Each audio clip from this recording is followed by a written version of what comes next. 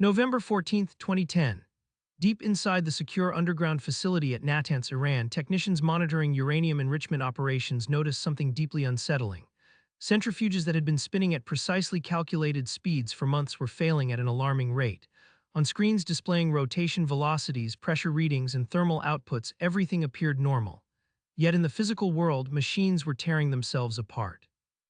Nearly 1,000 IR-1 centrifuges had been destroyed in a matter of months, their delicate carbon fiber rotors shattered by forces that should never have existed. Iranian nuclear engineers, among the most skilled in the Middle East, could not explain the catastrophic failures. They believed their systems were secure, isolated from the outside world by air gaps and multiple layers of physical security. They were wrong. An invisible weapon had already infiltrated their most classified facility, and it had been silently sabotaging their nuclear program for over a year.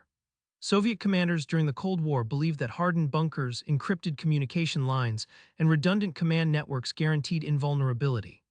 Iraqi generals in 1991 trusted that their Soviet-designed integrated air defense systems could detect and destroy any aircraft penetrating Baghdad's airspace. Chinese military planners in the 2020s assumed that their encrypted satellite links and segmented networks provided absolute operational security. All of them shared a fatal assumption that the digital infrastructure connecting radars, missile batteries, command centers, and weapon systems was inherently safe. That confidence collapsed the moment cyberwarriors proved they could disable defenses, corrupt targeting data, manipulate missile trajectories, and even prevent launches entirely without firing a single shot. The revolution in cyberwarfare did not announce itself with explosions or visible destruction. It announced itself with silence, with systems that stopped responding, with weapons that refused to fire, and with commanders who suddenly realized their most advanced arsenals had become liabilities. The Stuxnet operation marked the first confirmed use of a cyberweapon to achieve kinetic military effects. Designed jointly by American and Israeli intelligence agencies under a classified program known as Operation Olympic Games, Stuxnet was not merely malware. It was a precision-guided digital weapon engineered to target a single installation, the Natanz uranium enrichment facility in Iran. The sophistication of Stuxnet astonished cybersecurity researchers when it was discovered in the wild in 2010. The malware exploited 4 zero-day vulnerabilities in Microsoft Windows operating systems, vulnerabilities unknown even to the software's creators. It used stolen digital certificates from legitimate companies to disguise itself as trusted software. It contained detailed knowledge of Siemens Step 7 programmable logic controllers, the industrial systems used to regulate centrifuge speeds at Natanz. Most remarkably, Stuxnet was designed to remain dormant unless it detected the exact configuration of centrifuges used at the Iranian facility. If it found itself on any other system, it would do nothing, ensuring operational security and minimizing collateral detection. Once Stuxnet infiltrated the Natanz facility, likely through an infected USB drive carried unknowingly by a contractor or technician, it began its mission with surgical precision. The malware identified the Siemens controllers managing centrifuge operations and quietly modified their instructions. It commanded the centrifuges to accelerate beyond safe operational speeds, then decelerate sharply, then accelerate again in unpredictable cycles. These violent speed fluctuations induced mechanical stresses that the centrifuges were never designed to withstand. Carbon fiber rotors, spinning at more than 60,000 revolutions per minute, began to vibrate and fracture under the accumulated strain.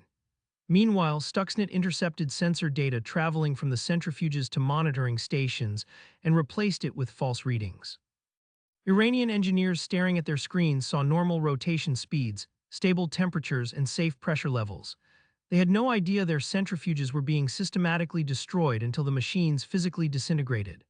By the time security specialists from Belarus were brought in to investigate anomalies in the computer systems, Stuxnet had already accomplished its mission. Nearly 1,000 centrifuges had been rendered inoperable, setting Iran's nuclear enrichment program back by an estimated 18 to 24 months. Declassified assessments from the International Atomic Energy Agency documented the sudden removal of approximately 900 to 1,000 centrifuges from Natanz during the period when Stuxnet was active. Iranian officials publicly denied that cyber attacks had impacted their program, but internal reports obtained by Western intelligence agencies told a different story. Engineers at Natanz described widespread confusion, cascading failures, and an inability to diagnose the root cause of the mechanical breakdowns. Some technicians reportedly suspected sabotage, but they were searching for physical infiltrators and explosives, not lines of malicious code embedded in their control systems. The psychological impact of Stuxnet extended far beyond the physical damage. Iranian leadership realized that their most secure facility, protected by armed guards, surveillance systems, and air-gapped networks, had been penetrated and manipulated without anyone noticing. The implicit message was unmistakable. If the United States and Israel could sabotage centrifuges deep underground, they could sabotage anything. Yet Stuxnet was only the beginning. The malware's discovery and subsequent analysis by cybersecurity researchers revealed to military planners worldwide that cyberweapons could achieve strategic objectives previously reserved for airstrikes, commando raids, or sabotage operations. Nations with advanced cyber capabilities began developing digital arsenals designed to target not just industrial facilities, but military command and control networks, missile guidance systems, radar installations, and communication satellites. The United States established U.S. Cyber Command in 2010, consolidating military cyberspace operations under a unified command structure. By 2017, Cyber Command's offensive cyber mission force had reached full operational capability, with specialized teams trained to penetrate adversary networks, disable enemy systems, and conduct information operations in support of joint military campaigns. The command's mission explicitly included defending forward, a doctrine that authorized preemptive cyber operations against adversaries before they could launch attacks against American networks or forces. The vulnerabilities exploited by cyberweapons are inherent in the design of modern military systems. Nearly all advanced weapon platforms, from fighter jets to missile batteries to naval destroyers, rely on networked digital systems for targeting, navigation, communication, and fire control. A 2018 report from the U.S. Government Accountability Office revealed that almost every weapon system under development by the Department of Defense between 2012 and 2017 contained significant cybersecurity vulnerabilities. During penetration tests, red teams managed to take control of weapon systems using relatively simple tools and techniques. In one test, a two-person team gained initial access to a classified weapon system within 1 hour, and achieved full administrative control within a single day. In multiple cases, systems were found to be using default passwords that had never been changed after installation, allowing testers to locate credentials online and access sensitive controls without sophisticated hacking tools.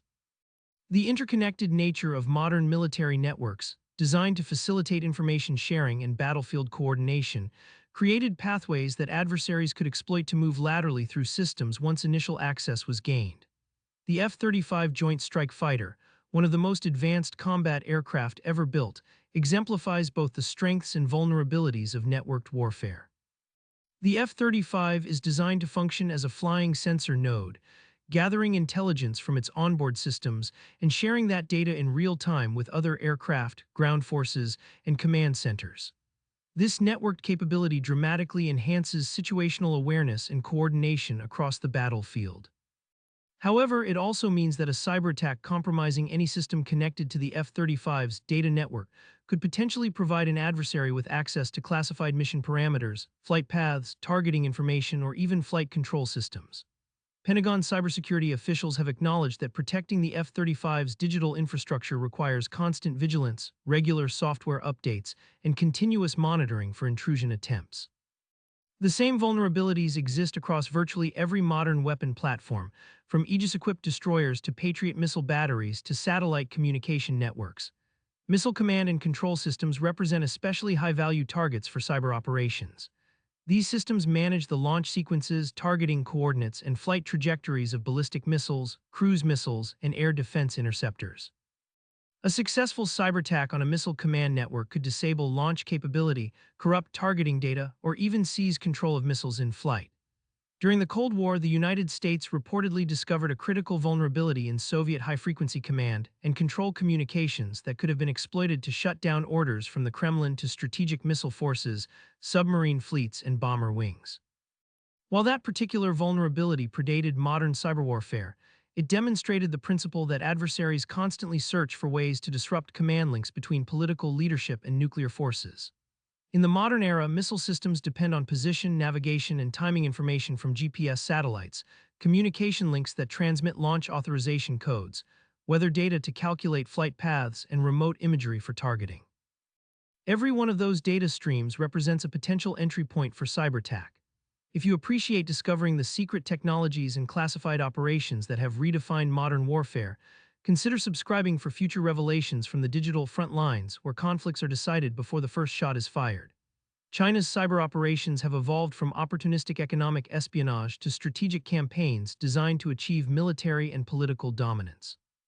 The People's Liberation Army views cyberspace as a critical domain for achieving information superiority, a concept that integrates cyber operations, electronic warfare, and signals intelligence to blind, confuse, and paralyze adversaries.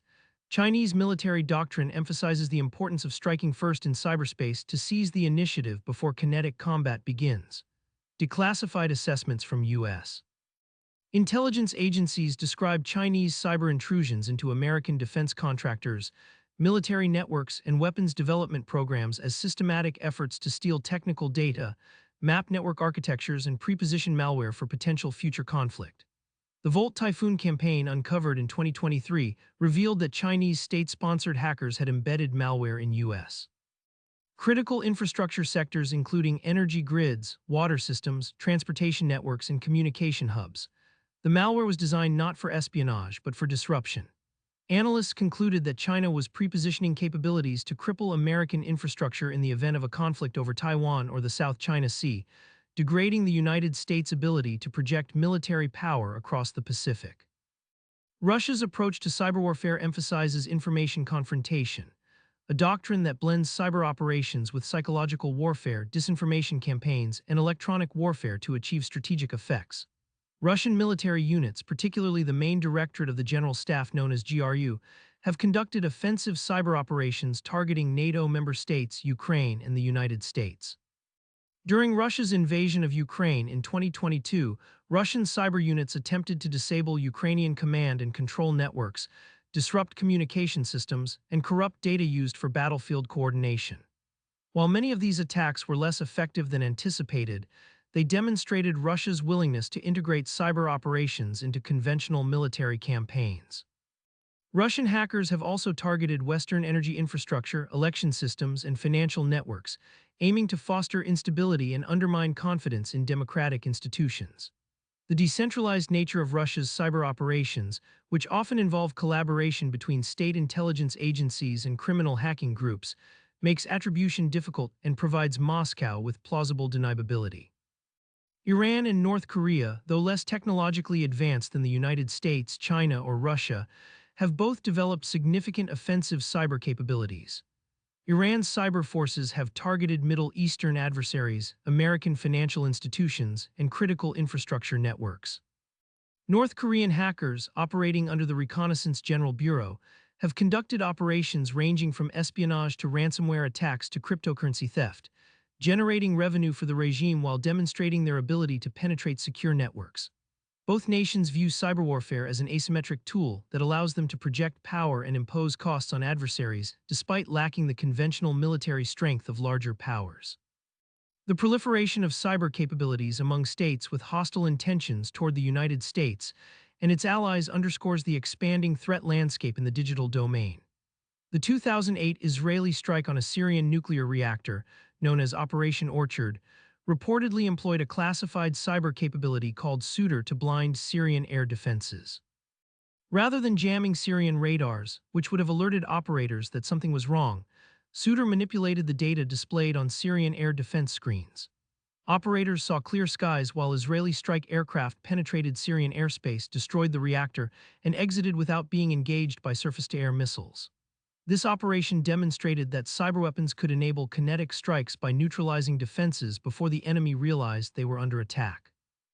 The ability to manipulate sensor data, corrupt targeting information, or disable weapons remotely provides attackers with decisive advantages that conventional electronic warfare cannot match. An adversary that can make enemy radars display false information, missile batteries refuse launch commands, or communication networks transmit corrupted orders can paralyze an opponent's military response before the fighting begins. Yet cyber warfare is not limited to offensive operations. Defending against cyberattacks requires constant vigilance, sophisticated detection systems, and the ability to respond rapidly to intrusions.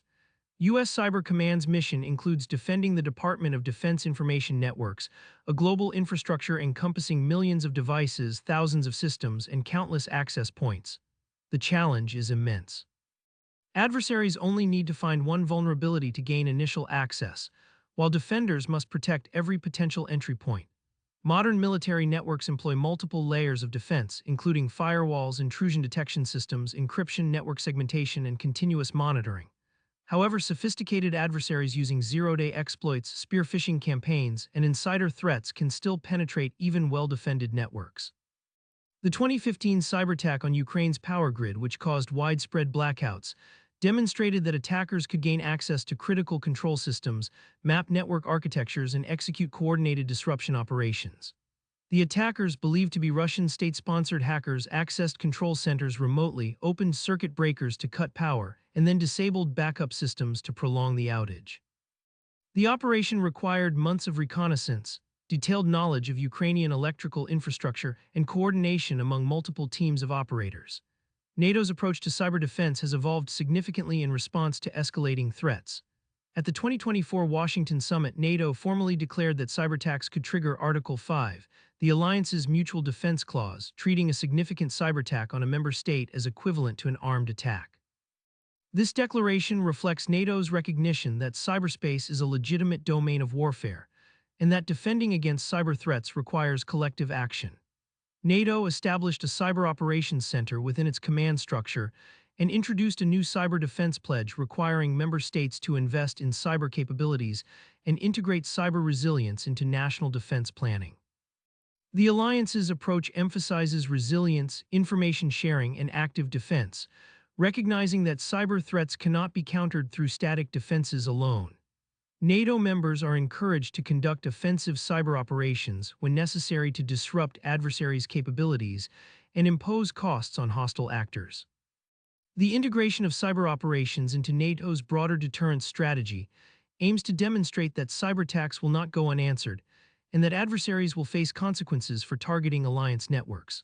The doctrine of defending forward, adopted by U.S. Cyber Command, authorizes American cyber forces to operate outside U.S. networks to disrupt adversary operations before they can threaten American interests. This proactive approach represents a shift from purely defensive cyber operations to a strategy that seeks to impose costs on adversaries, degrade their capabilities, and deter future attacks. Defending forward involves identifying adversary command and control infrastructure, disrupting malware distribution networks, and taking down servers used to launch cyberattacks. It also includes working with private sector technology companies and foreign allies to share threat intelligence and coordinate responses to cyber campaigns.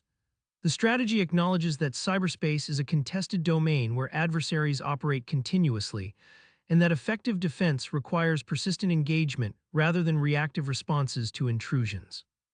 Critics of defending forward caution that offensive cyber operations risk escalation and may blur the lines between espionage, cyberattack, and acts of war.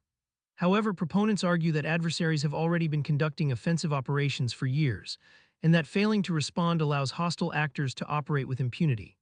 The vulnerability of missile command systems to cyberattack has prompted significant investments in securing these critical networks. Missile systems depend on command and control networks to receive launch authorization codes, targeting data, and flight instructions. A cyberattack that corrupts or intercepts these communications could prevent missiles from launching, cause them to miss their targets, or even redirect them toward unintended locations. Space-based systems, including GPS satellites and communication relays, are also vulnerable to cyberattack. Ground stations that transmit and receive data from satellites can be infiltrated through internet connections or infected USB drives, providing adversaries with access to satellite control networks. Jamming or spoofing GPS signals can degrade the accuracy of guided munitions, causing precision weapons to miss their targets. Cyberattacks on satellites themselves, though technically challenging, could disable communications, navigation, or reconnaissance capabilities that military forces depend on for situational awareness and coordination. The 2007 cyberattack on Estonia, widely attributed to Russian hackers, demonstrated that distributed denial-of-service attacks could incapacitate government and military communication networks. Estonian government websites, banks, and media outlets were overwhelmed by massive volumes of malicious traffic, rendering them inaccessible for days. While the attack did not directly target military command systems, it revealed the vulnerability of interconnected networks to disruption. Estonia's experience prompted NATO to establish a cooperative cyber defense center of excellence in Tallinn, focused on developing cyber defense doctrine and training member states to respond to cyber threats. The attack also underscored the reality that cyber attacks could have strategic consequences, disrupting government operations, undermining public confidence, and degrading a nation's ability to respond to crises. Malware targeting weapon systems can take multiple forms. Remote access Trojans provide attackers with persistent backdoor access to compromised systems, allowing them to monitor activity, exfiltrate data, or execute commands remotely. Logic bombs are malicious code embedded in software that remains dormant until triggered by a specific condition, such as a date, time, or command. Once activated, logic bombs can delete files, corrupt data, or disable systems. Supply chain attacks involve compromising hardware or software before it is delivered to the end user, embedding vulnerabilities that adversaries can exploit later. The 2018 discovery that counterfeit network equipment with built-in backdoors had been installed in U.S. military networks highlighted the risks associated with global supply chains and the difficulty of ensuring that components are free from tampering. Man-in-the-middle attacks intercept and alter communications between systems, allowing attackers to manipulate data without being detected. An adversary conducting a man-in-the-middle attack on missile command communications could alter targeting coordinates, delay launch authorization, or inject false status reports. The psychological impact of cyber attacks on military forces can be as significant as the technical effects. Commanders who cannot trust the accuracy of their sensors, the integrity of their communications, or the reliability of their weapons face profound uncertainty. If air defense operators suspect that their radar displays may be manipulated, they may hesitate to engage targets or launch interceptors, degrading their effectiveness. If missile crews doubt that launch authorization codes are legitimate, they may delay execution, providing adversaries with critical time to strike first. The erosion of trust in digital systems undermines the cohesion and responsiveness that modern military operations depend on. Adversaries understand this dynamic and design cyber operations not only to disable systems, but to create confusion, hesitation, and paralysis among enemy forces. The integration of artificial intelligence and machine learning into military systems introduces new vulnerabilities. AI-enabled systems rely on training data to make decisions, and adversaries can poison that data to corrupt the AI's behavior. Adversarial machine learning techniques involve subtly altering inputs to AI systems to cause them to misidentify targets, ignore threats, or behave unpredictably. An autonomous weapons system that relies on computer vision to identify targets could be deceived by adversarial images designed to appear innocuous to the AI while concealing hostile intent. The speed at which AI systems operate can amplify the consequences of errors, executing flawed decisions faster than human operators can intervene. Securing AI-enabled military systems requires robust validation of training data, continuous monitoring for anomalous behavior, and the ability to override automated decisions when necessary. Cyberwarfare also extends into space, where satellites provide critical services for military operations. Anti-satellite weapons can physically destroy satellites, but cyberattacks offer a less detectable and potentially reversible means of disrupting space-based capabilities. Jamming satellite signals can degrade communication and navigation services without causing permanent damage. Cyberattacks on satellite control networks can disable or hijack satellites, redirecting their sensors, interrupting their communications, or even deorbiting them. The United States, Russia, and China have all demonstrated anti-satellite capabilities, including kinetic interceptors that collide with satellites to destroy them. However, kinetic anti-satellite weapons create debris fields that pose long-term hazards to other satellites and spacecraft. Cyberattacks, by contrast, offer adversaries the ability to disrupt space assets without generating debris or crossing thresholds that might trigger retaliation. The dependence of modern militaries on space-based systems makes satellites high-value targets, and the vulnerability of ground stations and satellite control networks to cyberattack ensures that space will remain a contested domain in future conflicts. The evolution of cyber doctrine continues to accelerate as nations recognize that cyberspace is no longer an auxiliary domain but a primary theater of conflict. The concept of cyber deterrence remains contested. Unlike nuclear deterrence, which relies on the credible threat of overwhelming retaliation, cyber deterrence faces challenges related to attribution, proportionality, and escalation control. Attributing cyberattacks to specific adversaries requires sophisticated forensic analysis and intelligence collection, and even then, adversaries can obscure their involvement through proxies, false flags, and obfuscation techniques. Determining proportional responses to cyberattacks is complicated by the difficulty of assessing damage and the risk that responses may escalate into broader conflicts.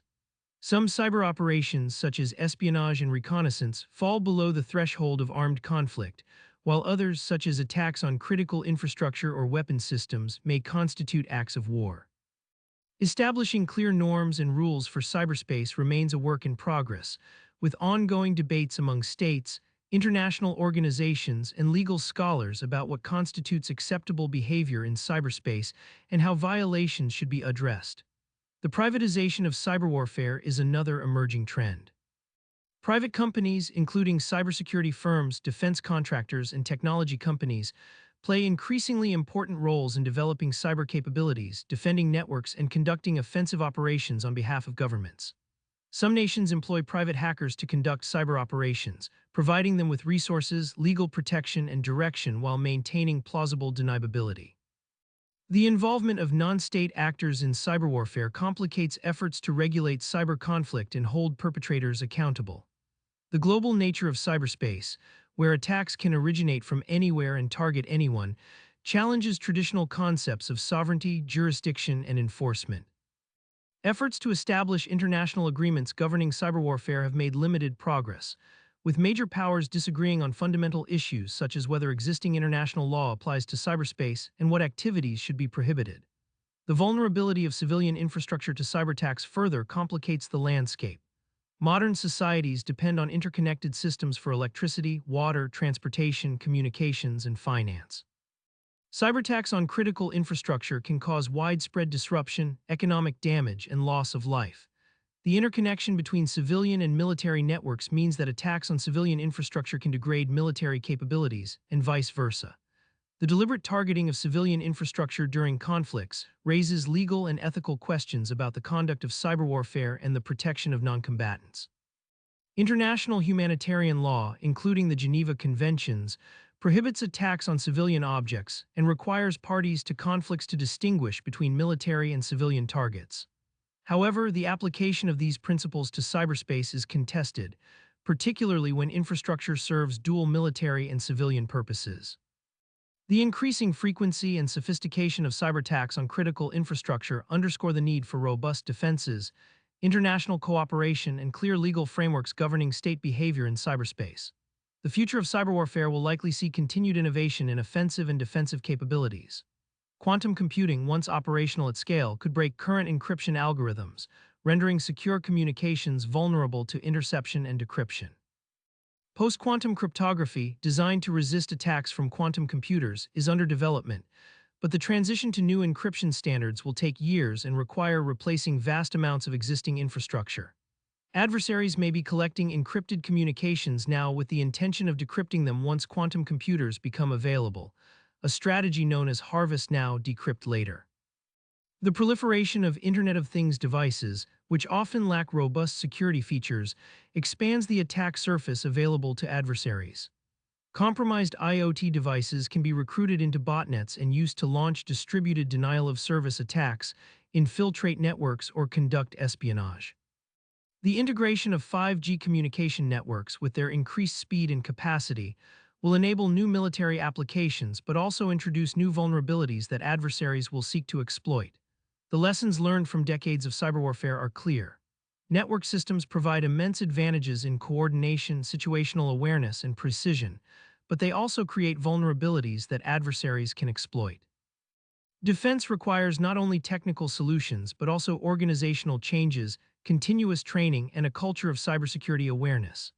Offense requires sophisticated tools, detailed intelligence, and the willingness to operate persistently in adversary networks. Deterrence requires credible capabilities, clear communication of red lines, and the demonstrated willingness to impose costs on adversaries. The reality that entire arsenals can be defeated without a single shot being fired has fundamentally altered the calculus of modern warfare, forcing commanders to recognize that the invisible battles fought in cyberspace may determine the outcome of conflicts before kinetic operations begin. Join us here at Classified Warfare as we continue uncovering the technologies, operations, and strategies that redefine the balance of power in an era where networks are battlefields. Data is ammunition, and code can cripple nations.